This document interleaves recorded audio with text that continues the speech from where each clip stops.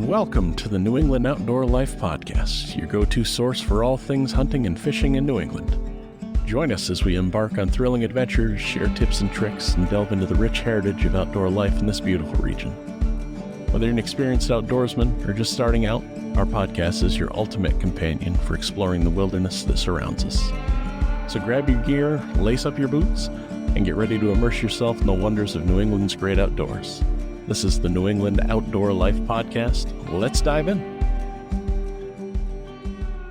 Good evening, everyone, and welcome to New England Outdoor Life Podcast. I'm Captain Matt of Third Alarm Charters and Guide Service, and got all three of us in-house tonight. Welcome, guys. How's it going? Yeah, good to be here. Yeah. So is our first couple introductory podcasts talking about who we are, what we do, and what we are trying to get a message out. And quite a few of the things are hot topics here in Vermont right now, and legislative stuff and some issues.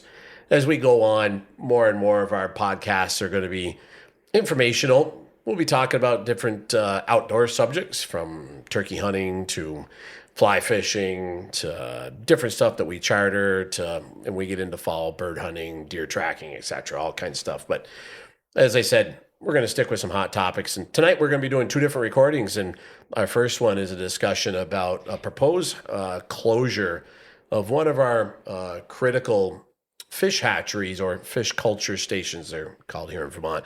Vermont has 5 fish culture stations owned by the state of Vermont, Fish and Wildlife, as well as 2 federal hatcheries that are operated here in the state of Vermont. You'll hear us talk about the Eisenhower Hatchery, that is also known as the Pittsford Hatchery. It lies in the town of Pittsford, where Logan and I grew up. Also have the White River National Fish Hatchery, which lies in the town of Bethel, right on the White River itself. It was designed and built by the federal government back in the early 1970s with a whole intention of trying to rebuild the Atlantic salmon fishery coming up out of the Atlantic Ocean. And they tried for years to get them to come up to the Connecticut River. And then obviously the White River, one of the biggest tributaries that years ago those Atlantics used to spawn. That's why that facility was built. Sadly, that hatchery or that fishery never came to fruition. So that hatchery is still running, but used in conjunction for other stuff, but used for us here in the state of Vermont as the Great Lakes. We'll talk about that in a little bit. So one of the topics that was brought up to my attention earlier this winter. I was at one of the trade shows, our only one here in Vermont, called the Yankee Sportsman's Classic. And one of the employees of the Salisbury Hatchery, as we know it as, the Salisbury Fish Culture Station, came to me and said, "You know that we're on the chopping block to be shut down again?" And I said, "Are you kidding me?" There was a proposal back in 2018 to shut the hatchery down due to its age. And there was a huge push by outdoor men and women to keep it open, and some agreements were made with Vermont Fish and Wildlife to increase license sales, the dollars that were cost when you purchase a license, to help keep that hatchery alive. And in 2019, that was instated with our legislator, and they increased the fee for the fishing license to help keep it going. So there was a permit question that was proposed by the EPA as far as the outflow of effluent from that hatchery, and in its location in a small brook that flows into the Otter Creek and, of course, into Lake Champlain, and their need to upgrade the water treatment facility at the hatchery to help with that. And, of course, the money's involved to do such a project. So that was something that still needed to be worked on, and they were given a temporary permit to run until 2027, and keeping that hatchery going, obviously to have that ability to help our hatchery system here in the state of Vermont. So I did a tour of the hatchery just last week and posted, for those of you around here in Vermont that are friends with me or the New England area, I posted a bunch of videos. I spent a couple hours with the employees of the Salisbury Hatchery and did a tour of them. They showed me the facility, gave me a lot of explanation on how the unit works, its criticality, and all the rest of the hatcheries here in the state of Vermont. So we're going to talk about that tonight in a little bit, about why it is so vital to keep that hatchery going, in what it does for the rest of the hatchery and our fishery here in the state. So the Salisbury Fish Hatchery or Fish Culture Station lies on Route 53 just west of Lake Dunmore in Addison County in west central Vermont. It is one of the oldest, and I believe the oldest hatchery in the state of Vermont, built in 1931. And its critical job, if you will, with the hatchery system is they have all of the brood stock that produce eggs to give to other hatcheries around. What is brood stock?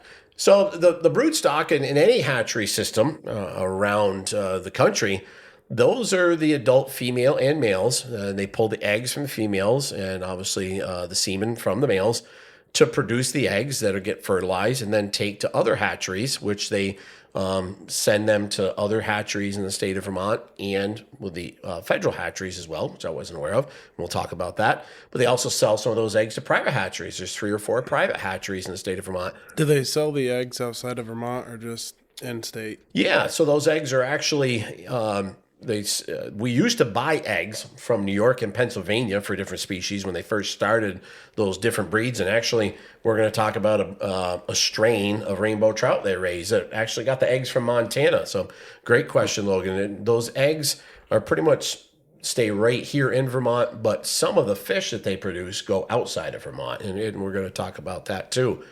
So Alan Morehouse, one of the employees there, lives right here local in the town of Brandon. And he brought me around and explained exactly what brood stock are there from the different species. And I'm going to talk about the species they have there. So they have rainbow trout and 2 different species or strains, shall I say, of those rainbow trout. They also have 2 different strains of steelhead. They have lake trout and they have brown trout. So all of those fish are producing those eggs that once they're fertilized, they will take them to those other hatcheries, and in turn, they raise them up to stockable age and size to be put in different waterways around the state of Vermont. And again, knowing the needs, not all fish go in all bodies of water. And some of these fish or their eggs will, for instance, go up to the Ed Weed Hatchery up in Grand Isle County. And most of those fish are produced to go in Lake Champlain. Atlantic salmon, lake trout, brown trout, and walleyes are all raised up there.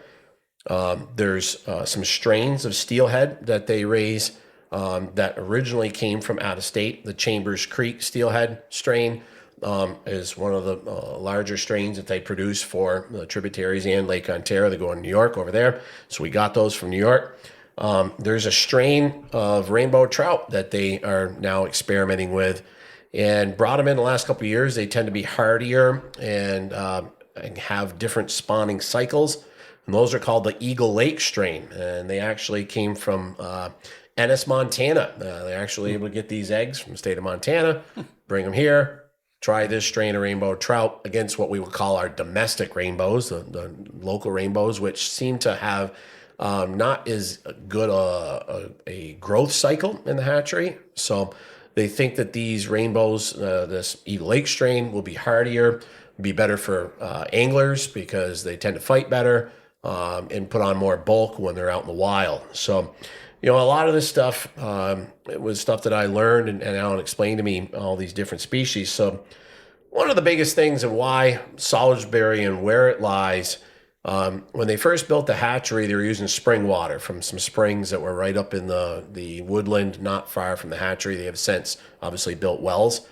There's 2 wells that produce over 650 gallons a minute of some of the cleanest and purest water in the state of Vermont. But because these wells, where they lie in conjunction very close to Lake Dunmore, they keep very consistent water temperature.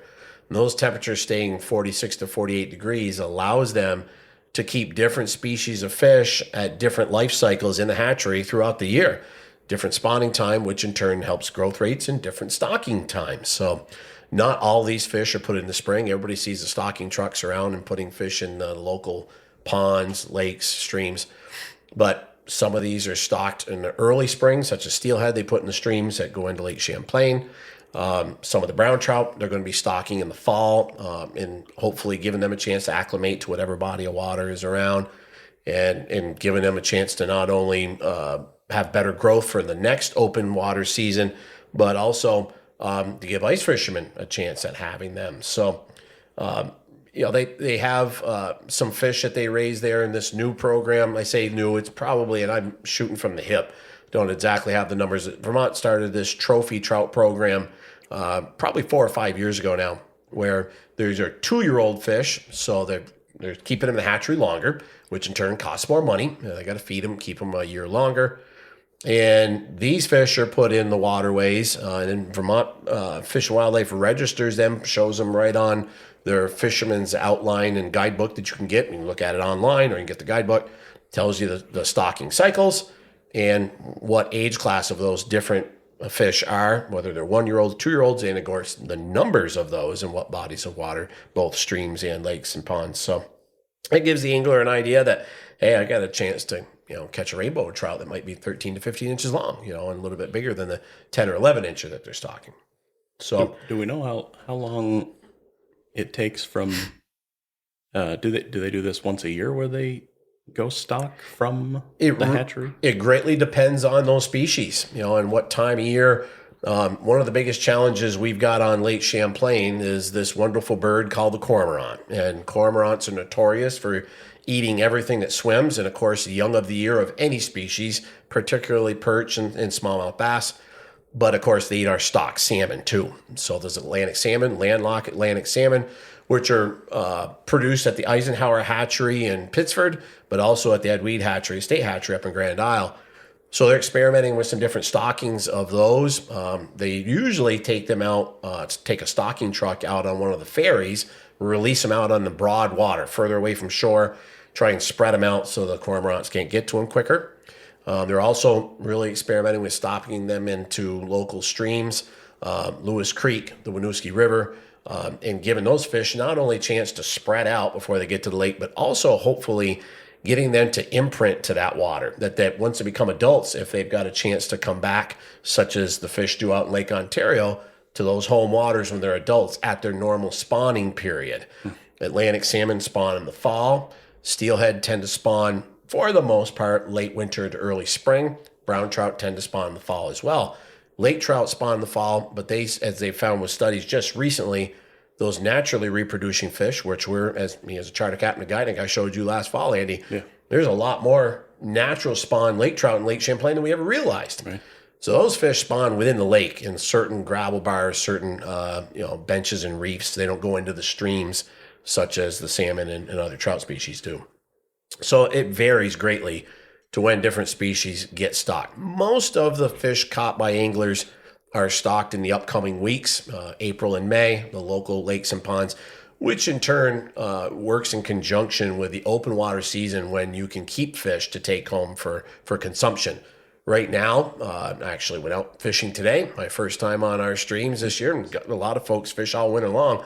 But Vermont, along with many states in the Northeast, now allows open angling in a lot of their streams, and using any sort of tackle that, as long as it's artificial, you can't use live bait. So if you're using spinning tackle, you got to use the lures, fly tackle, of course, and flies.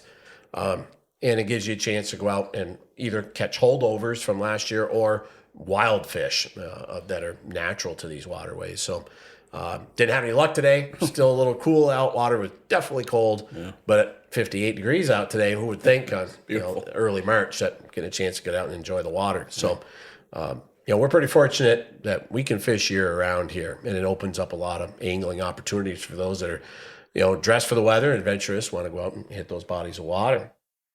So Logan was asking about those eggs and where might they go. Some of our eggs that they raise out of those broodstock at Salisbury are also sold to the federal government hatcheries, the federal hatcheries. As I said, the Eisenhower is in the town of Pittsford, and it has been predominantly there to raise Atlantic salmon, landlocked Atlantic salmon for Lake Champlain. But they also raise a lot of our brook trout here in the state, which again, I didn't realize until I spoke with the employees there at Salisbury Hatchery. So they've got awesome water quality. They lay right next to the Furnace Brook. Their wells are right on top of the brook. So I've toured that hatchery many times. I think I'll be touring it again in the near future since this topic is hot right now. But, again, they raise those fish. The White River Hatchery took a beating during Hurricane Irene. They had to do some rebuilding there, just like we did with our state hatchery in Roxbury. So they raise predominantly lake trout that are sold to the state of New York to go in Lake Ontario. And those Sebago strain, and again, they get the eggs from us, from our lake trout, and they're sold there. They raise them, but they also raise some of our rainbow trout. And Alan will probably correct me when he hears this, but I think they raise some of our Atlantic salmon there as well. But the Atlantic salmon and their whole plan to try and reintroduce those into the White River and the Connecticut River, that's done. That project is null and void now. But the hatchery is still running, and the federal government did put some money into some rehab that needed to be done after Hurricane Irene. And that hatchery, too, if anybody's had a chance to tour it, lies right on the banks of the White River, feet from it. So very critical, and having a great water supply there and keeping that hatchery alive. So, again, that having this hatchery in its location, and they literally run this hatchery year round. And when I say run it year round, most of your hatcheries get their eggs, raise those eggs till they're stockable size. And then they may not have much of anything going on for a period of time, where this hatchery, those employees have got to be there 365. Like any farm that's raising animals, those fish got to be fed every day. So somebody's got to be there in the wintertime, when some of those steelhead come into spawn and the right timing, they've got to be there to strip eggs. I keep very in tune to things in the state of New York. As most know, I do some chartering guiding over there. The steelhead spawn is on right now. And because of this warm winter, and again, the good old topic of where will we be with climate change and trends, but generally they don't start pulling eggs until the first week of April out there on steelhead. And I was just at the hatchery last week, and probably one of the best runs they've seen in 10 or 15 years. And thousands of steelhead at the hatchery right now. But the state just put up a post yesterday and said, we're going to be pulling eggs early. They normally don't open that hatchery to the public to come in and view when they're stripping eggs till April 1st. And they plan on the next few weeks to start stripping eggs of those steelhead. So again, they're being variable with what Mother Nature's throwing at them. Those fish are natural to the ambient water temperature and ambient light. And there's some pretty neat things that they're doing here at Salisbury by controlling light and controlling timing. They can get these fish to spawn at any time and in turn raise them when they want to try and stock them in our bodies of water. So we're going to talk about that here in a bit. So, as I said, those eggs are a critical element, and watching these people care so greatly for what they do. They've obviously got a big passion for our fisheries and the intricacy of what goes on. But when you start looking at the big issue that went on with why our governor and wants to close the hatchery is, the big dollar amount. They're worried about this permit process and having to revamp its water treatment. And one of the questions that I've posed many times, and hundreds of outdoor persons and anglers have said, we hear on the media every year when we get these floods that cities, it's no secret, it's in the media, such as Rutland, possibly Virgins, Burlington, they have spillage out of their sewer systems and overflow that goes into the local tributaries. Rutland's is right next to the Otter Creek, which we know is the largest tributary on the Vermont side. It goes into Lake Champlain. So all that effluent's flowing that way. So you're talking much smaller amounts of effluent coming out of here. And by the way, the tests they have done since 2019, a couple of those years, the level coming out of there of this effluent issue is below the standards, so they're not worried about it anyways. So we're talking $500,000 of money that they want to put into this hatchery or think they need to upgrade it, and it being the oldest hatchery, and some other issues when it comes to compensation and money for the employees. The governor said, well, maybe we're just going to have to close it. So right now, the way things stand, that hatchery has been, many are just hearing this. I just found out the last couple of days, the hatchery is no longer currently on the chopping block. They have found the funding to keep it running right now. Yes. And the proposal is to keep it running through the permit that's available to 2027. Doesn't mean that the problem's gone away. We've still got to figure out that water treatment issue and come up with a solid funding and getting everybody's equal input in the outdoor world to say, how do we come up with the funding? How do we keep it running? And if we shut it down, we're going to lose 4 years minimum of those broodstock. You can't transfer those broodstock fish to another hatchery. You take a chance on spreading disease. So they don't bring broodstock from another state or another hatchery, put them in our hatcheries. They have to be stocked in the water. So one of the questions that people ask, well, what happens with these broodstock? Well, they strip their eggs a minimum of 1 year, sometimes 2 years. After that, they're stocked in our water bodies around here. So anglers got a chance to catch those broodstock fish. And I can tell you firsthand, they're dandy fish. Would love to have a chance to catch them. Yeah. Some of the broodstock that are raised federally, particularly at the Pittsford Hatchery, state of New York buys them, and they stock them over in Lake George over in New York. And I know some charter captains that have caught those fish, and you can tell them right off the bat. They've got some raceway wear. Their fins are worn from being in the concrete raceways. These fish I witnessed the other day had virtually no wear on them. They're very clean. And Alan showed me, he goes, look at our raceways. There's no bacteria. There's no crud. They're very clean. These fish look great, And so these are the quality fish we want to see going in our waters. So one of the things that he talked about was the lighthouse, and we toured the whole facility. And the lighthouse facility is across the road next to the public parking lot. So when I think of lighthouse, think about, big tall building, light on top of it next to a lake. Well, the lighthouse is another double raceway that's fully enclosed with no windows. There's no ambient light, natural light that goes in there. So they've got timers in there. They can control the light that goes on, and they can affect those fish when Mother Nature tells them it's spawn time. The water temperature never changes. That's the whole nicety, if you will, of that hatchery and what they have with that well and their water quality is that they can keep that core temperature, as we said earlier, 46 to 48 degrees. So by using that light adjustment, they can make those fish spawn those brown trout. They want to spawn them later in the fall or in the wintertime, then those eggs are ready at a different time period, which in turn means they're going to give them to the hatchery at a different time, stock at a different time.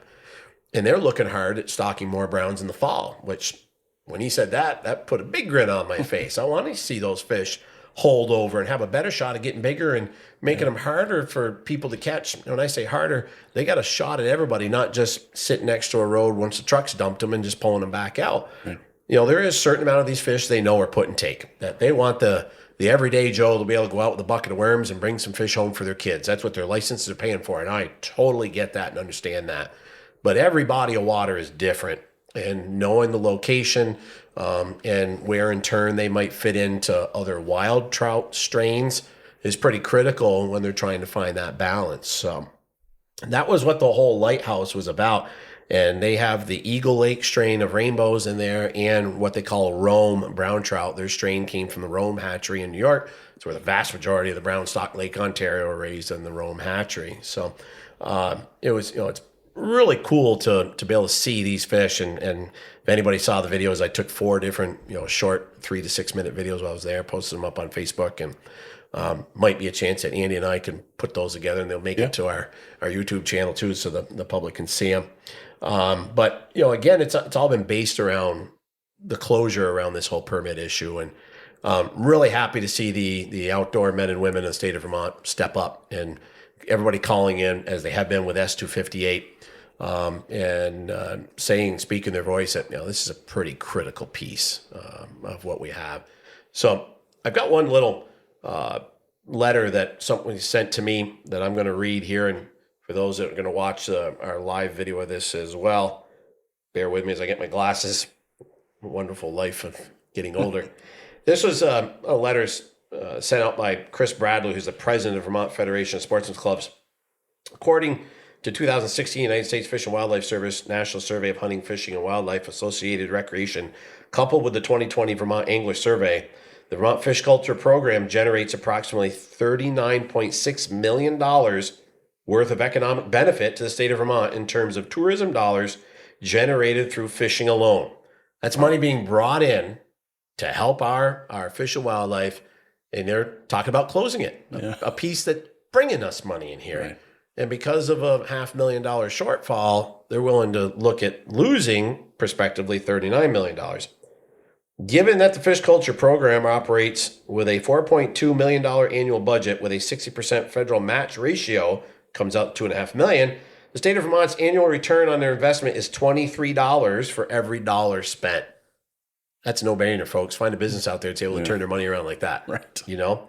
So disrupting the existing fish culture programs will adversely affect the ROI for years to come. The Federation of Sportsmen's Club understands that the budget is tight and cuts are necessary to balance the budget. We further understand that these cuts are painful and they require tough decisions to be made, such as a suggestion to reduce costs in the Fish and Wildlife budget by cutting or otherwise phasing out that Salisbury Fish Culture Station.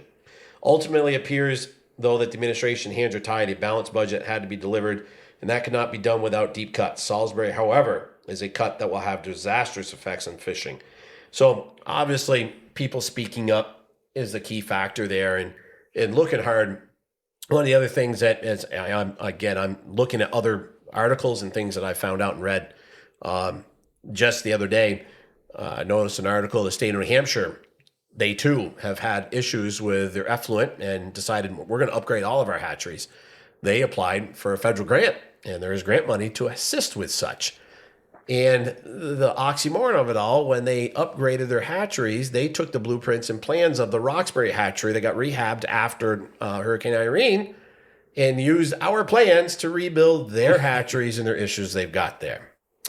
So if we can do something right here and there's federal money out there, anybody listen to this, you better grab the ear of your local legislator and representative and say, hey, there's funds out there. You guys got to look for this. Fish and Wildlife's got to be trying to find this money, and maybe they already are. But there's got to be ways to keep this hatchery going. So off the chopping block just means it's not shutting down, but they're not doing anything to upgrade or fix any problems currently. Correct. As of right now, that effluent issue is there's a pond just outside the unit and the hatchery, and that's a capture pond, if you will, and there's a couple of beaver dams below that, natural capture ponds. So most of that effluent, solution is dilution, as we were taught in high school. Yeah. So it's diluted before it meets the brook anyways, which does flow in, I believe, into the Middlebury River and then into Otter Creek, which heads for Lake Champlain.